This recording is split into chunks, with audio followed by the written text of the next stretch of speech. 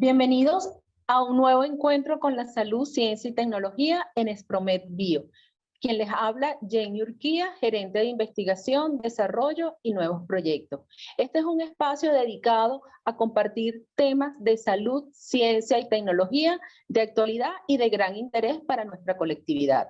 En esta oportunidad nos acompaña la doctora Dayaindara Beitia, quien aceptó muy amable nuestra invitación. Ella es licenciada en biología, doctora en ciencias, con una amplia experiencia en el Instituto de Oncología y Hematología de la UCB. Es profesora instructora de la Cátedra de Bioquímica, también en la Universidad Central de Venezuela, y ha realizado múltiples investigaciones sobre el cáncer de cuello uterino. En esta oportunidad, la doctora nos compartirá su experiencia en la relación de cáncer de cabeza y cuello y el BPH. Doctora, bienvenida a Espromed Bio. Gracias por aceptar nuestra invitación.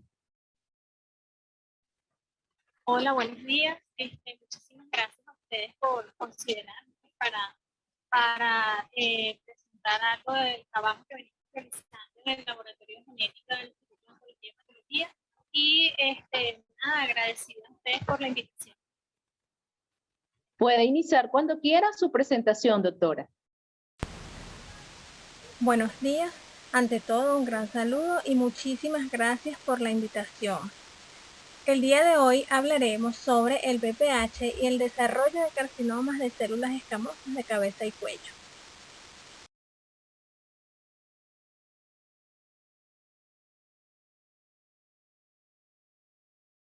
El cáncer de cabeza y cuello engloba a una variedad de neoplasias que se originan en el epitelio de revestimiento escamoso pluriestratificado de las líneas del tracto aerodigestivo superior.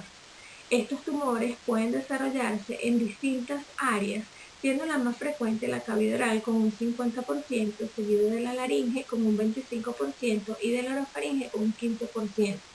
Aparte de estas grandes áreas, estos tumores pueden desarrollarse en distintas subáreas.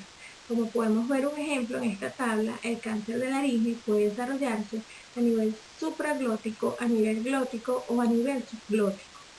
En conjunto, estas malignidades representan el 7% de todos los cánceres a nivel mundial, con una mayor prevalencia en países de Europa y Asia. Datos de Estados Unidos muestran una frecuencia de aparición de 45.000 casos, con una tasa de mortalidad de 12.300. Para México representan el 17,6% de todos los tumores malignos y en Venezuela representan el 2,8% de todos los decesos. Estos tumores representan la cuarta causa de muerte por cáncer en el varón, siendo una de las características principales la heterogeneidad, que no es solo desde el punto de vista histológico y etiológico, sino que comprenden distintas formas de presentación, progresión, así como distintos enfoques terapéuticos.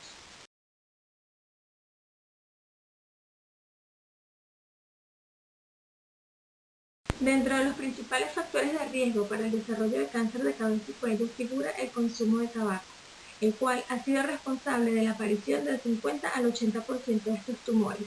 Como todos sabemos, durante la combustión de la nicotina se liberan diversas sustancias cancerígenas que pueden recorrer un amplio trayecto del tracto digestivo superior. Adicionalmente, se propone que el alcohol tiene un papel importante, pues el principal componente de las bebidas alcohólicas es el etanol, el cual es metabolizado a acetaldehído que tiene propiedades cancerígenas. Y se sugiere que este acetaldehído puede preparar, por decirlo de alguna manera, el epitelio, haciéndolo susceptible a los efectos del humo de tabaco. También se sugiere que existen factores ocupacionales que tienen un factor importante, ya que aquellos trabajadores que tienen exposición a agentes cancerígenos, ya sea como la sílica gel, los trabajadores de minas de uranio o aquellos trabajadores de asbesto, tienen un mayor riesgo de desarrollar estos tumores. También el efecto hormonal juega un papel importante, ya que como habremos visto, estos tumores se desarrollan principalmente en el género masculino y adicionalmente el factor inmunitario tiene un papel importante, así como la susceptibilidad genética.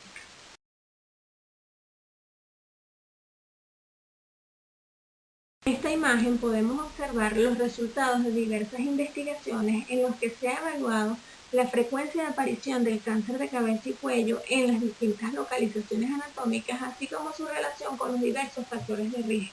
Como podemos ver, indistintamente del área del mundo en la que se haya realizado la investigación, estos tumores se presentan con una mayor frecuencia en la cavidad oral, laringe y orofaringe, siendo el alcohol y el tabaco los principales factores de riesgo asociados al desarrollo de estos tumores.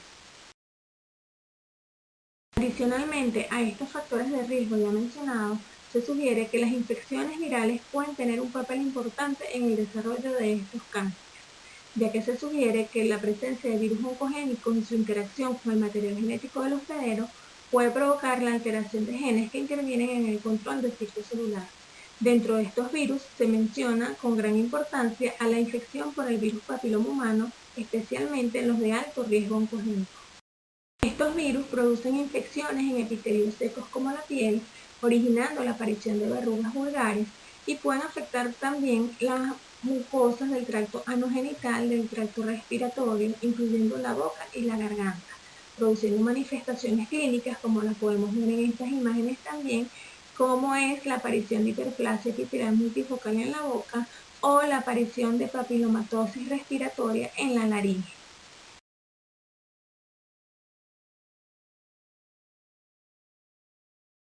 Los virus del papiloma humano pertenecen a la familia Papillomaviride y son transmitidos mediante contacto sexual. Sin embargo, recientemente se proponen dos mecanismos de transmisión diferentes, como lo es la transmisión vertical a través de la madre al feto mediante el alumbramiento cuando estos atraviesan por el canal de parto. Sin embargo, evidencias recientes sugieren que esta transmisión vertical podría ocurrir de manera transplacentaria. Y también se sugiere que la autoinoculación juega un papel importante en la transmisión de estos virus.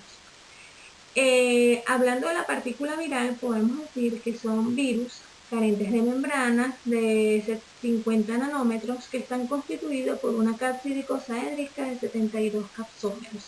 En su interior se encuentra un ADN circular doble cadena covalentemente cerrado.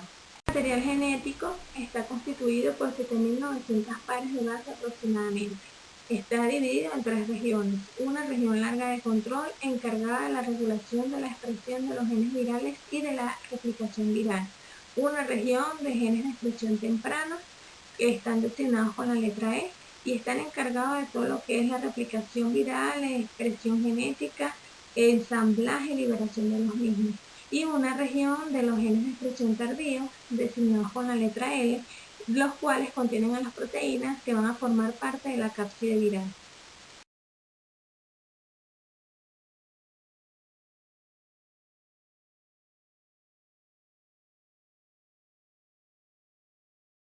Para que ocurra la infección con virus papiloma humano, debe existir microabrasiones en el epitelio que permitan la penetración de las partículas virales a este epitelio y su entrada en contacto con las células de la capa basal. Una vez han entrado en contacto con estas células, van a ser incorporados y el material genético del virus también va a ser incorporado al núcleo de la célula. Una vez esto ha ocurrido, va a producirse lo que es la replicación y ensamblajes de las partículas virales, lo cual se va a llevar a cabo a medida que estas células van madurando y van ascendiendo en el epitelio. Finalmente, la liberación de las partículas virales se va a llevar a cabo mediante la descamación de los queratinocitos muertos. Estos virus se clasifican en dos grandes grupos de acuerdo al riesgo que tienen de desarrollar carcinoma invasor de las células. Estos grupos son de bajo riesgo oncogénico y de alto riesgo oncogénico. Dentro de los grupos de bajo riesgo oncogénico cobran mayor importancia los genotipos 6 y 11, los cuales están relacionados con la aparición de condilomas acuminados, y los de alto riesgo, específicamente 16, 18, 31 y 33, los cuales están relacionados con la aparición de un carcinoma. Una vez que ha ocurrido la incorporación de la partícula viral a la célula hospedera, el material genético del virus puede permanecer en dos formas. Una es la forma episomal y la otra es integrado al genoma de la célula hospedera. Para que ocurra esta integración, el ADN del BPH tiene que ser linealizado. Y para que esto suceda, tiene que haber una ruptura en algún lugar de este ADN. Se sugiere mediante diversas investigaciones que este punto de ruptura es en el gen E2, el cual es importante para regular la transcripción de E6 y E7, lo cual conlleva a un incremento en la expresión de estas oncoproteínas, las cuales se asocian con el aumento del riesgo de desarrollar carcinoma. En esta imagen veremos lo que es el diagrama de flujo de la patogénesis del carcinoma de células escamosas asociados a BPH de alto riesgo. Como podemos ver, una infección persistente con virus papiloma humano de alto riesgo conlleva a la sobreregulación de oncoproteínas E6 y E7. E6 de BPH de alto riesgo induce la degradación del gen supresor de tumores P53, media la degradación del dominio PDZ e induce la activación de las telomerasas.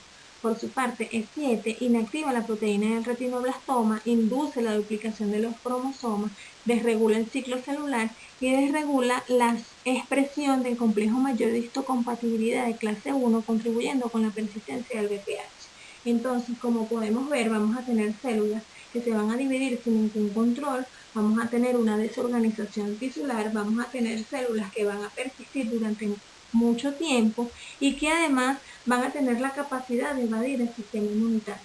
Toda esta inestabilidad genómica, unido con la modulación de genes celulares y virales, así como la respuesta inmune de los hospederos, factores genéticos virales, factores epigenéticos tanto virales como de los hospederos, así como otros factores que tienen un papel importante como el medio ambiente, la dieta, factores mutagénicos, consumo de alcohol y tabaco, así como la infección con otros agentes transmitidos sexualmente, pueden conllevar entonces a lo que es el desarrollo de un carcinoma de células escamosas asociados a BPH.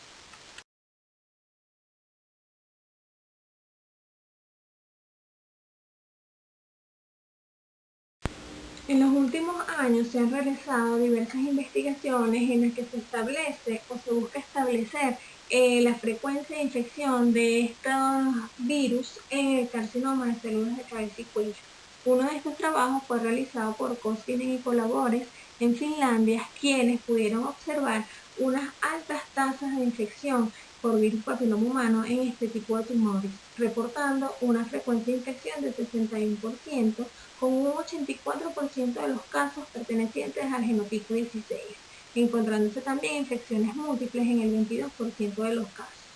En este mismo orden de ideas, Brammer y colaboradores en Dinamarca realizaron un metaanálisis donde trataron de evaluar las frecuencias de infección por virus papiloma humano en cáncer de cabeza y cuello en distintas partes del mundo, en distintos años, y encontraron que las tasas de infección reportadas tienen un rango muy amplio, yendo desde el 12% hasta el 93%.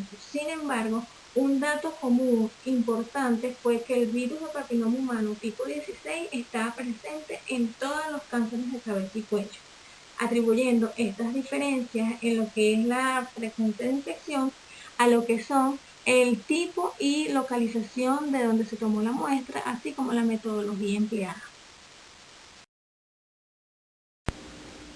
Un trabajo realizado en Venezuela en el Instituto de Oncología y Hematología, en el que se realizó la detección de virus papiloma humano de cáncer de cabeza y cuello, reporta que el 67,6% de las muestras analizadas eran BPH positivos. En cuanto a la localización anatómica, mostraron que igualmente, como se reporta a nivel mundial, la cavidad oral, seguido de la laringe y de la orofaringe, fueron las localizaciones anatómicas más frecuentes de aparición y de infección por virus papiloma humano, siendo los genotipos 16, 6 y 51 los más frecuentes, a excepción de la orofaringe, donde el más frecuente fue sobre el tipo 16.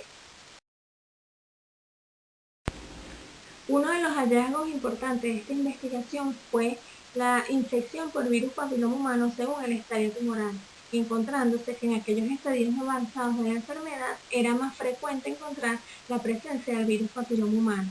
Otra cosa importante fue que en los estadios iniciales habían infecciones con múltiples genotipos de virus papiloma humano y que a medida que se avanza en estadios, estas infecciones se encontraban uno o dos genotipos, sugiriendo que la infección persistente con uno o dos genotipos de alto riesgo oncogénico, específicamente el genotipo 16, es un factor de riesgo importante para lo que es la progresión tumoral. Otro de los resultados de esta investigación fue que aquellos pacientes que incurrían en prácticas de riesgo, como era el consumo de alcohol y tabaco, tenían una mayor frecuencia de infección por VPH. Estos resultados son controversiales, pues existe un consenso entre autores que sugiere que esta infección aparece más frecuentemente en pacientes que no fuman o no consumen alcohol. La detección más frecuente en estos pacientes puede ser consecuencia de que su mucosa oral está menos queratinizada, lo cual lo hace más permeable y sensible a la infección viral.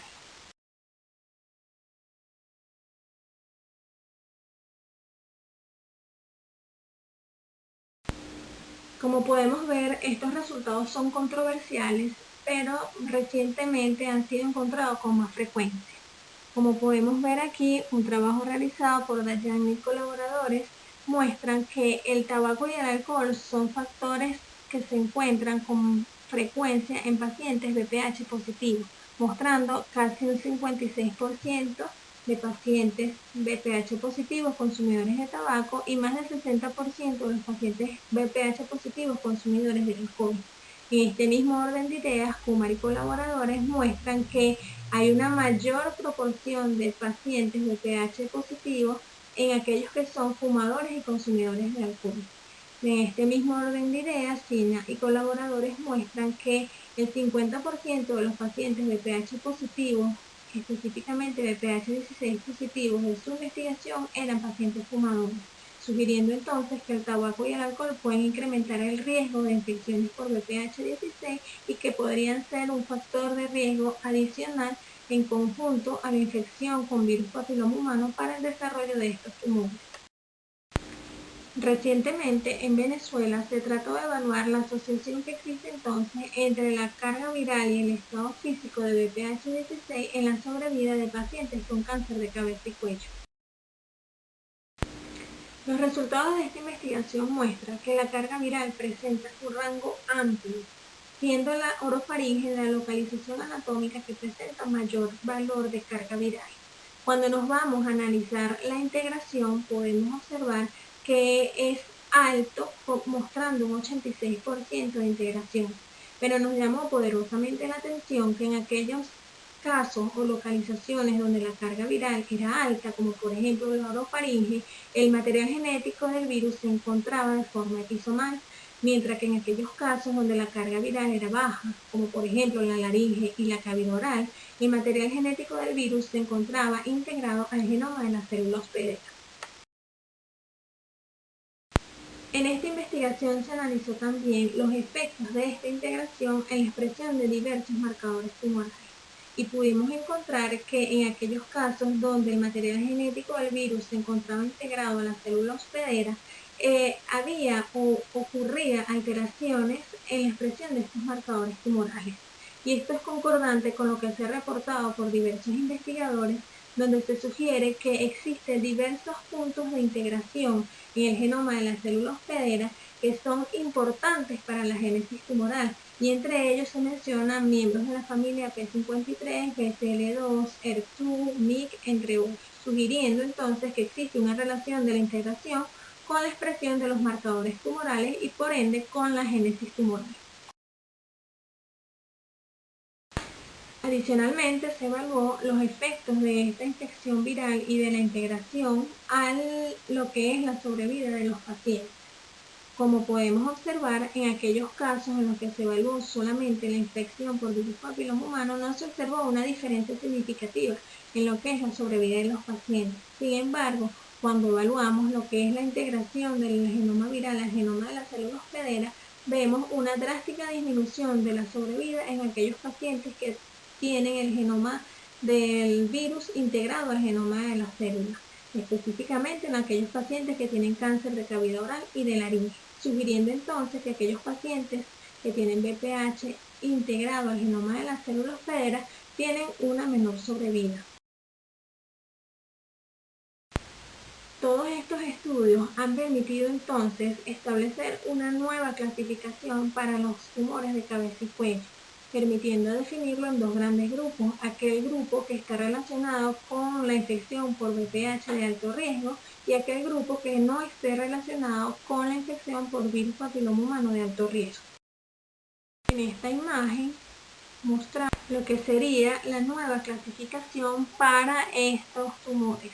En la tabla 1 mostramos aquellos cambios en los que son los VPH positivos respecto a los que están en la tabla 2, que son los VPH negativos, que es la clasificación que se venía usando anteriormente.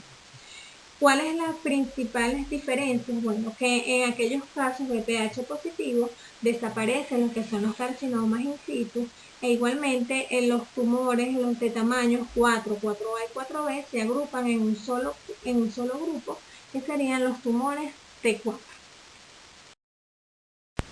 Cuando analizamos los estadios de los distintos tumores en aquellos grupos VPH positivo y VPH negativo, podemos observar que en los VPH negativos se sigue manteniendo la estadificación hasta estadio 4B, mientras que en aquellos tumores VPH positivo la estadificación se mantiene hasta estadio 3. En este grupo, aquellos tumores que se clasifiquen como estadio 4 ya son considerados metastásicos, mientras que en los VPH negativos, para considerar metástasis, el tumor tiene que encontrarse en un estadio 4C, siendo entonces estos tumores metastásicos asociados con un mal pronóstico.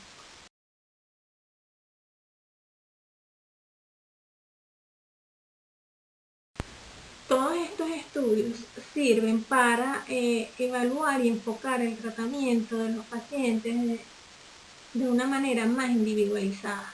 Se propone entonces que se deben evaluar distintos marcadores que le confieran sensibilidad al tratamiento, lo que le va a permitir entonces desintensificarlos y reducir las dosis, ya sea quimioterapéuticos o neoadyuvantes, resultando en unas mejoras en la calidad de vida de los pacientes.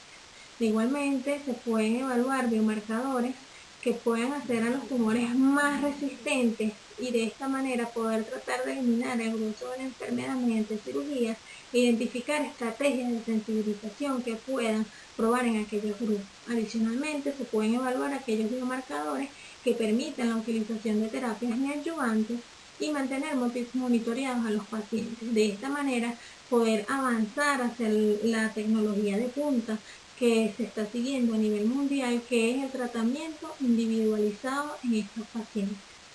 Muchísimas gracias y no me quiero despedir sin antes invitarlos a celebrar el 27 de julio el Día Mundial contra el Cáncer de Cabeza y Cuello y recordarles que la detección temprana es la clave para erradicarla con éxito. Excelente, doctora. Esta presentación nos ha ampliado este margen de conocimiento de la relación que pudiese tener el VPH en otros tipos de cáncer que no sea precisamente el de cabeza, de cuello uterino. Entonces nos surge una pregunta de acuerdo a lo que usted ha planteado. De acuerdo a ese trabajo que ustedes vienen realizando como equipo de investigación, en cuanto al porcentaje de cáncer de cabeza y cuello que se detecte en Venezuela, ¿hay alguna relación o el porcentaje que esté relacionado con una infección de VPH? ¿Es frecuente verlo en Venezuela? Y de acuerdo a esa respuesta, el tratamiento y seguimiento que se le pudiese dar a esos pacientes. Ok, y trabajos así poblacionales todavía no se han realizado. Nosotros lo que hemos realizado hasta ahora son en centros piloto. Trabajamos con pacientes específicamente del Hospital Oncológico Padre Machado, donde se tomaron una muestra de más de 100 pacientes, ¿verdad? Y en ese porcentaje nosotros pudimos observar un más de 60% de infección por el virus papiloma humano. ¿Qué pudimos ver? Que aquellos pacientes que tenían el virus tenían una mejor respuesta al tratamiento, una sobrevida más larga, y que esto sí se relacionaba con la presencia del virus. Ahora, ¿qué nos queda a nosotros? Bueno, realizar o multiplicar este tipo de estudios en los distintos centros para entonces poder hablar de una realidad de país.